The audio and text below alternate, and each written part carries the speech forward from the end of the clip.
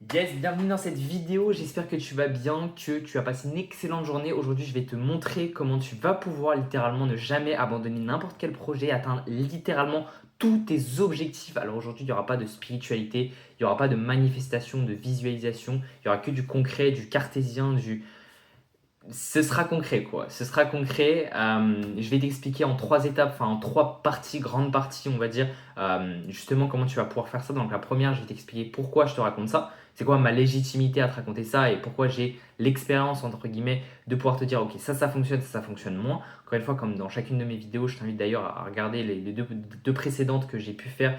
Elles sont pas mal, pas aussi bien structurées que celle-là, mais elles sont pas mal. Et comme d'habitude, je t'invite à prendre ce que tu veux, appliquer, pas appliquer, enfin c'est gratuit, me remercie pas. Donc, vraiment, prends ce que tu veux, fais-en ce que tu veux et trop bien quoi.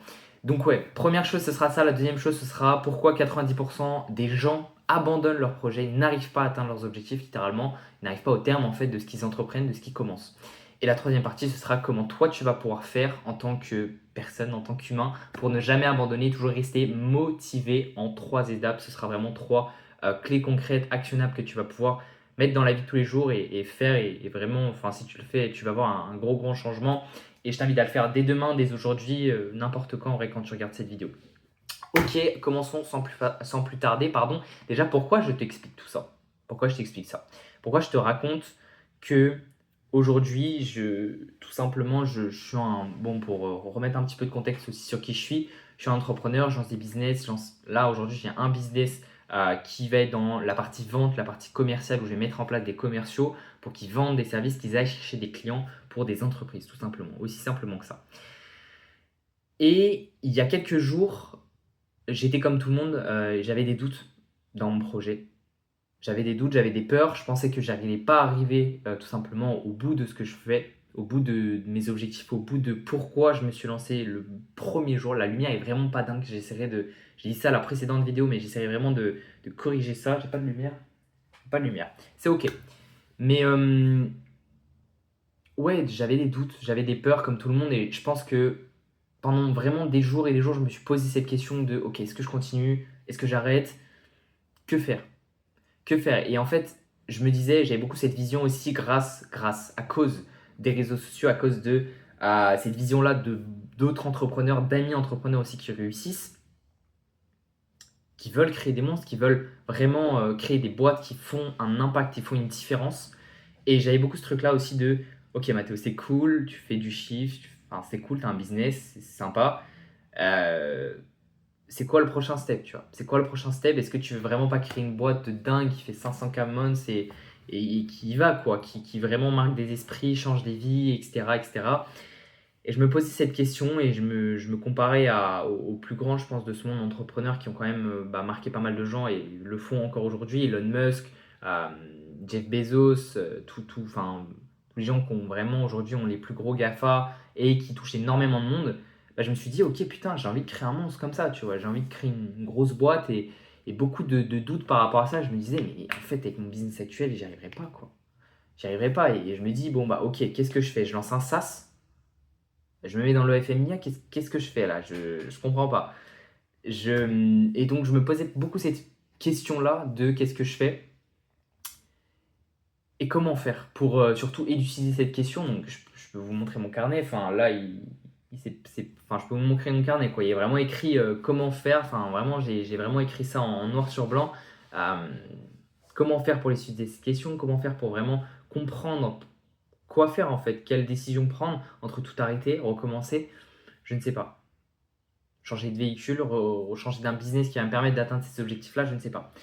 Et en fait, je me suis mis dans cette optique-là parce que toujours la même chose, surstimulation, réseaux sociaux, je vois des amis entrepreneurs qui réussissent très bien aussi et que je me dis, bon bah ok, on n'a pas le même véhicule, est-ce que je vais pouvoir atteindre leurs objectifs? Enfin, leurs objectifs, lapsus révélateur, c'est pas leurs objectifs, mais c'est mes objectifs que eux ont déjà atteints via leur activité. Est-ce que moi je vais pouvoir atteindre mes objectifs via mon activité à moi? C'est ça la question que je me posais. Et c'est hyper intéressant parce que c'était aussi le challenge que j'avais là ces derniers jours, c'est le fait d'être très constant, le fait de toujours être discipliné, faire les mêmes actions, arriver à vraiment tous les jours travailler et se la donner et faire enfin, faire ce qu'on est censé faire, quoi. Envoyer la to-do et tout déchirer. Et c'était vraiment mon challenge là ces dernières semaines, je dirais même. Et, euh, et c'est intéressant parce que je suis venu à la conclusion quand même que on ne peut pas savoir ce qu'on ne sait pas et je ne pourrais pas savoir tant que je n'aurais pas essayé. Ça, c'est la conclusion de base. Ok, je pense que je vous apprends rien jusqu'ici, c'est assez basique. Et en fait, j'en suis venu à la conclusion qu'il faut surtout avancer par palier et réfléchir par palier toujours. En fait, au vu de ma personnalité, moi je suis quelqu'un de très feu, très qui veut, je me rends compte que ça va vraiment être très long la vidéo, mais c'est ok, je vais vous donner vraiment plein de valeurs, c'est intéressant. Mais que ouais, en fait, faut vraiment avancer par palier, faut vraiment. Ok, moi je suis à 1, 2, 3. Comment je vais à 4, 5, 6. Pas, ok, moi je suis à 1, 2, 3. Comment je vais à 30, 35, 50, 100. Non, ça n'a pas de sens en fait. Donc toujours avancer par palier, toujours me dire, ok, là je suis là, c'est quoi mon objectif? Pourquoi je veux le faire? Ma vision par rapport à ça. C'est tout. Le reste, c'est comme ça, vous voyez, comme ça. Vous mettez des écoutilles et vous focussez sur votre objectif. C'est la seule chose qui compte. C'est hyper important. Sinon, vous vous ferez polluer par vos obstacles, par les challenges, par les peurs, les doutes. Et je pense que c'est la chose qui arrête 90% des gens, c'est la peur, les doutes. C'est ça quoi. Et je vais vous expliquer aussi qu'est-ce qui la plupart des gens, la plupart des choses, la plupart des gens font. Non, pourquoi la plupart des gens, pardon, n'atteignent pas en fait leurs objectifs et s'arrêtent là. Je vais vous partager ça juste ensuite. Et je voulais vraiment en parler et partager aussi ma vision par rapport à ça. Donc quelques jours que je suis dans cette vision-là et je vous invite aussi à aller regarder la précédente vidéo qui fait écho et c'est un peu la suite. La chaîne d'ailleurs, elle est un petit peu structurée comme ça va être vraiment la suite. Je vais en faire peut-être pas tous les jours quand j'ai le temps, un peu quand je veux et quand je veux aider à la value, quand j'ai des choses intéressantes aussi à dire, c'est important. Donc ouais, je suis arrivé à la conclusion que déjà 90% des gens abandonnent avant d'avoir atteint leurs objectifs par peur, doute, des fois l'environnement qui les pousse à arrêter et des fois c'est une bonne solution aussi. Je ne vais pas non plus être dans cette optique que bon tout le temps, faut s'endetter et aller au chercher au maximum. Non, c'est faux. Des fois, il y a des moments où il faut s'arrêter, mais il faut réfléchir de façon pertinente. Et moi, je suis quelqu'un de très feu, donc je me suis dit, oh putain, let's go, je vais faire une boîte à 1 million. Ah, pas sûr, Mathéo, pas sûr. Pas sûr, pas sûr, pas avec ce véhicule en tout cas. Et je vais vous expliquer juste après aussi d'ailleurs, j'ai plus de batterie, vraiment. C'est trop bien. S'il s'arrête, c'est trop bien. Ça me régale. Bref, je vais essayer vraiment des speeds et donner un maximum de valeur synthétique, c'est ok. La deuxième partie, on va y venir juste après. Donc, je vais vous expliquer pourquoi 99%, 90% des gens abandonnent dans leur projet et n'arrivent jamais au terme de ce qu'ils entreprennent. Ok, j'ai remis la charge. Donc, pourquoi 90% des gens abandonnent leur projet et n'arrivent pas au terme de ce qu'ils entreprennent? Tout simplement parce que ça, c'est un principe fondamental. Je pense que vous en avez déjà entendu parler aussi. C'est comment fonctionne tout simplement n'importe quel projet, je dirais intrinsèquement chez la personne qui va lancer ce projet. C'est un petit peu la courbe que tout le monde va suivre. C'est toujours, il y a cette motivation, puis baisse de motivation, pas forcément les résultats. Et du coup, là, ça va être la discipline. C'est le plateau, c'est vraiment motivation, baisse de la motivation, discipline, discipline, discipline, discipline. Et au moment où justement, la plupart des gens abandonnent, c'est le moment où ils sont prêts à avoir du résultat. Ça, c'est la classico. Et surtout qu'après la discipline, en général, c'est quoi? C'est le mental qui va prendre le dessus pour pouvoir aller au bout justement de cet objectif-là, aller au bout de ce projet-là. Ça, c'est la classique. Donc, vraiment motivation, discipline et le mental pour arriver aux objectifs. Et en général, ça, c'est la courbe de base. En général, courbe de base, encore une fois, c'est très général, mais c'est intéressant quand même de comprendre ça, d'avoir l'information. C'est le résultat, ça c'est vraiment la courbe du résultat qui est comme ça, en pente, ok? Et la courbe de la douleur, alors attendez, comme ça plutôt, ouais, je dirais ouais, c'est comme ça, c'est comme ça. Comme ça, en fait, c'est la courbe de la douleur qui monte de plus en plus et la courbe du résultat, ok? Et au moment où ça se croise, c'est le moment où la plupart des gens abandonnent. C'est ce moment-là, c'est le moment ici où vraiment là où il y a la croix, où donc résultat et douleur, je répète, et c'est le moment où justement les deux sont croisés que la plupart des gens abandonnent parce qu'il n'y a pas de résultat et la douleur est au plus haut. Je ne sais pas si j'ai été clair, mais concrètement, c'est là où la plupart des gens abandonnent et c'est parce qu'ils n'ont plus de motivation, qu'ils sont sur la discipline et que la plupart des gens n'ont pas de discipline ou pas de mental pour continuer. Et donc, ça c'est intéressant parce que la partie mentale et discipline, c'est quoi? C'est le rationnel. Donc, qu'est-ce qui va prendre le dessus sur cette partie-là, dans ces moments-là, cette phase-là? C'est le rationnel. Et notre rationnel, il va nous dire, ok, tu souffres énormément, comment faire pour arrêter de souffrir, tout simplement. Et notre rationnel est toujours, c'est rationnel quoi. Donc concrètement, si tu souffres, tu n'as pas de résultat. notre rationnel, il va nous dire: «OK, faudrait peut-être trouver un moment, où, soit je m'arrête pour avoir plus de souffrance, soit je trouve une solution pour moins souffrir». Et la plupart du temps, pardon, c'est ton cerveau qui va faire quoi? Qui va tout simplement trouver des excuses, les meilleures excuses possibles à chaque fois. C'est toujours des trucs très, très intéressants pour arrêter, donc couper cette souffrance. Et c'est à ce moment-là où il ne faut pas l'écouter. C'est à ce moment-là où d'ailleurs, c'est important d'avoir un bon environnement aussi pour avancer malgré ces doutes-là, malgré ces périodes-là, où la douleur elle est au plus haut, résultats sont au plus bas. Et ça marche dans, je pense, en tout cas selon moi, dans n'importe quel projet, à n'importe quel niveau entrepreneurial.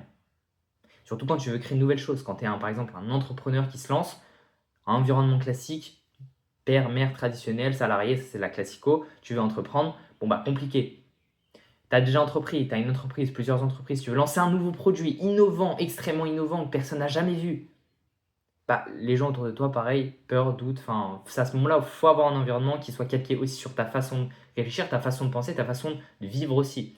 Donc c'est important, toujours important l'environnement.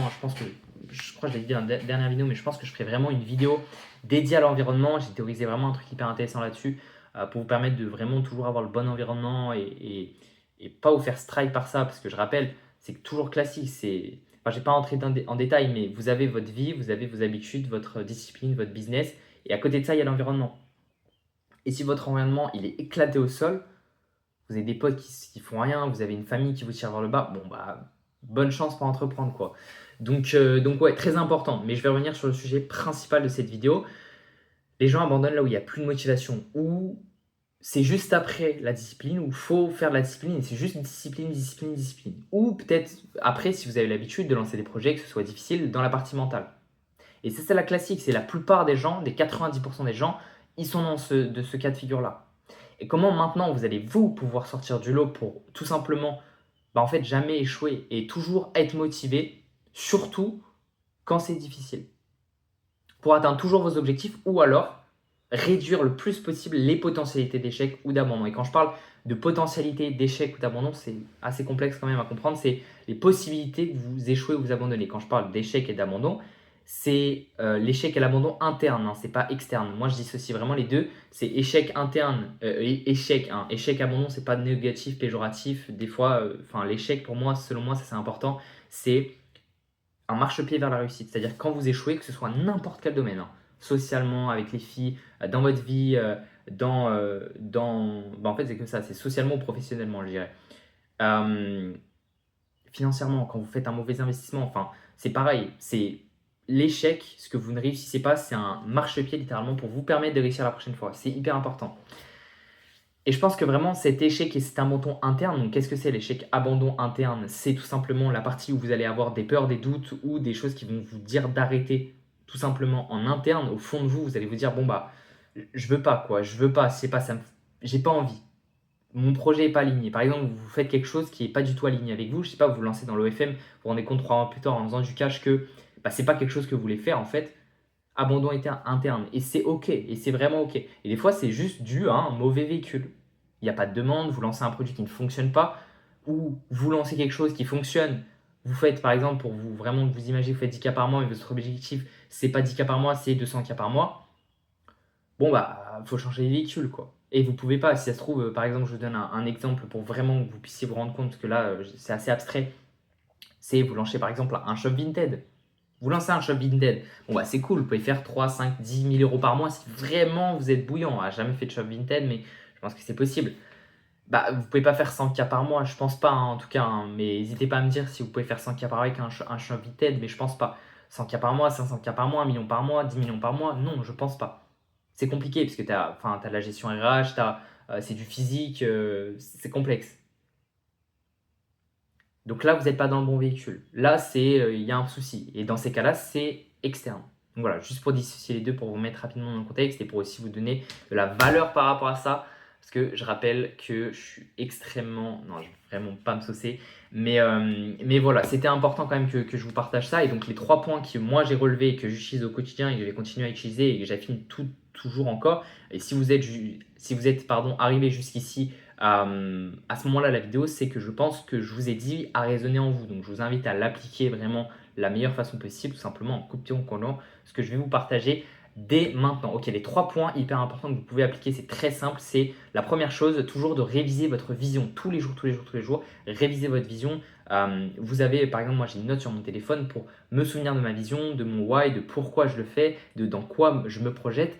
Et c'est hyper important de tous les jours le faire, sinon vous allez l'oublier. Et vous allez vous retrouver un jour ou l'autre à bosser pour quelqu'un alors que vous vouliez entreprendre, à lancer un nouveau business alors que ça n'a aucun sens, au final, si on prend un petit peu de recul, ou faire autre chose, pire, par exemple, tout arrêter. Alors que c'était pas du tout ça le principe de base. Donc, hyper important de toujours rafraîchir votre vision de pourquoi vous le faites, où vous voulez aller, et de vraiment le plus possible détailler cette vision. Limite, passer 5 minutes à le lire le matin, c'est hyper important. Ça, c'est routine matinale tous les jours, tous les jours, tous les jours, que vous bossiez ou que vous ne bossiez pas. Deuxième chose, c'est vous reconnecter tous les jours à ce pourquoi vous le faites. Alors, exemple, la liberté, c'est la classico, c'est par exemple les jours off. Bon, bah prenez pas un jour off tous les jours, sinon vous n'allez plus bosser. Mais par exemple, vous pouvez prendre un verre en rooftop avec vos amis à 15 heures. Enfin, je vous donne des exemples, hein, mais c'est pour vous les illustrer. Il faut que vous connectiez à pourquoi vous avez commencé.